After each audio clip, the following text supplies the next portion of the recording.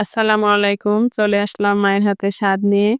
এখানে আমি ব্রয়লার মুরগির লেগ পিস গুলো নিয়েছি। আপনারা দেখতেই পাচ্ছেন। লবণ এবং লেবু দিয়ে ভালো করে মেখে নেব।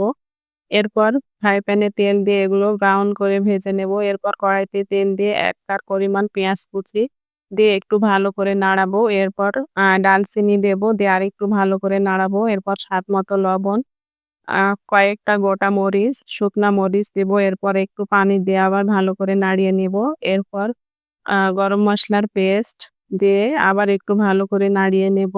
এরপর স্বাদমতো লবণ, স্বাদমতো হলুদের গুঁড়া, স্বাদমতো মরিচের গুঁড়া দিয়ে মসলাটা ভালো করে কষিয়ে নেব।